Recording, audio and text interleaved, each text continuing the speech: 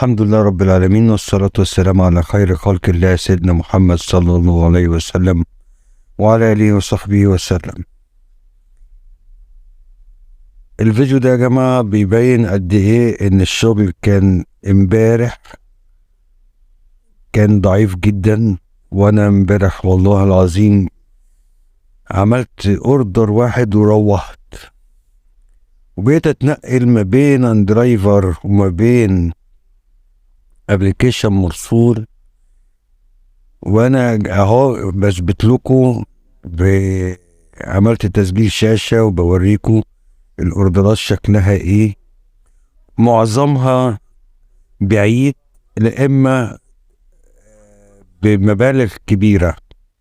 يعني ادينا شايفين امثلة اهو، توصيل، معظمها توصيل. طعام مجمد ب1000 جنيه، اسماك ب700 وحاجة. بص المسافات اللي انا اروح 13 كيلو، 5 كيلو، 3 كيلو، 3 كيلو. يمكن لما تفتح كمان الجي بي اس تلاقي كمان اكتر من المسافة دي. وكنت بفتح من وقت للتاني، هيبان دلوقتي كمان اهو بفتح اندرايفر. اندرايفر بقى في مشكلة يا جماعة هتشوفوها دلوقتي، ان في ناس ضربة الابليكيشن او مخترقاه. بص اديك اهو من المانيال للعمرانية 8 جنيه. طب ده كلام بالله عليكم؟ انتوا شايفين ان ده سعر؟ اسعار دي يا جماعة حد ليها طريقة كده بيضربوا اسعار دي. وبص من قصر النيل وسط البلد ب7 جنيه، برضه قليل. حتى لو السعر ده ب7 جنيه برضه قليل. رجعت تاني الابليكيشن مرسول زي ما انتوا شايفين، برضه هو الشغل قليل، الاوردرات بعيدة جدا. بص اسعار لازم الواحد يبقى نازل. بس حتى الاوردرات اللي هي التوصيل بقى و1700 1720 والحاجات دي برضه مسافات عشان تروح تاخدها مسافات. وهنا عشان تفتح بص من هنا من الكورنيش لشارع عمان في الدقي ب7 جنيه. ينفع والله العظيم. ان بص انا حتى دخلت اتاكد من المسافه، مسافه كبيره. لان سيبك من اللي انا هروح للعميل، انا بتكلم من العميل. ابص واحد من المساحه اللي كان المسكي ب7 جنيه. ايه ده؟ في اختراق.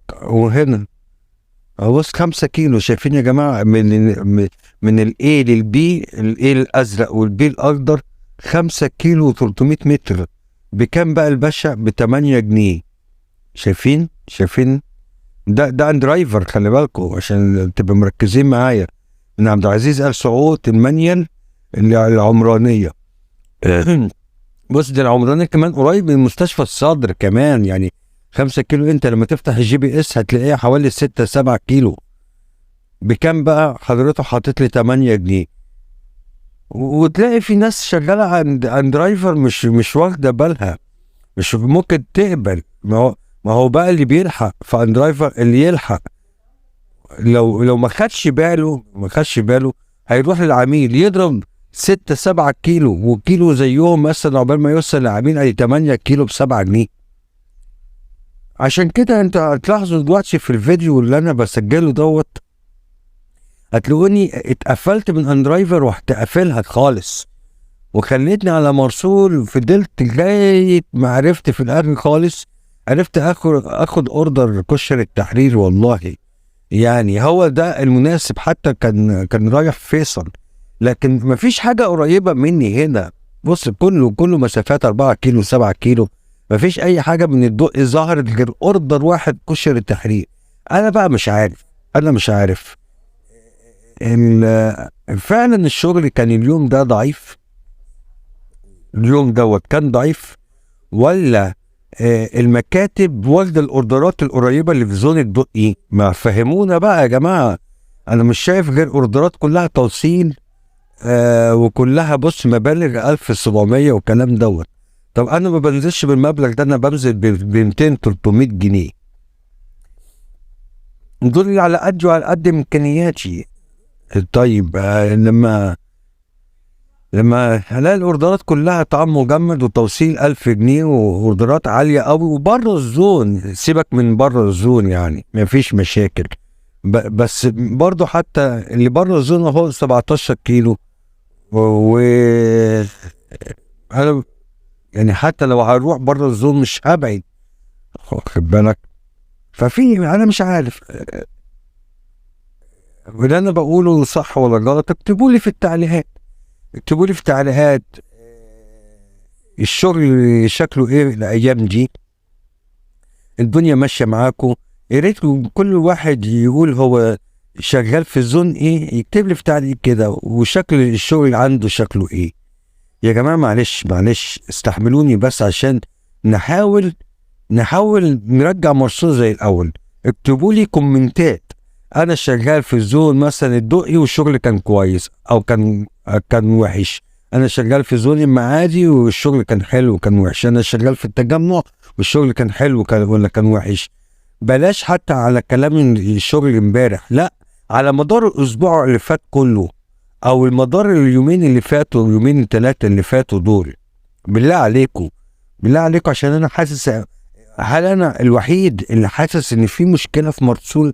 هل انا الوحيد اللي حاسس ان مرسول ما بقاش زي الاول؟ اتمنى تكتبوا لي في التعليقات، اكتبوا لي عرفوني حتى يعني يمكن يعني وانا متاكد ان الناس من الدعم بتوع مرسول من شركه مرسول بيتابعوا فيديوهاتي وبيتابعوا الابليكيشن، وبيتابعوا قصدي الجروب. اكتبوا، قولوا، اكتبوا في الجروبات الدنيا مش يعني كويسة ولا مش كويسة الشغل. عايزين برضو نوصل للشركة، احنا عايزين النظام القديم، رجعونا النظام القديم ان يبقى فيه كل الاوردرات تظهر لنا.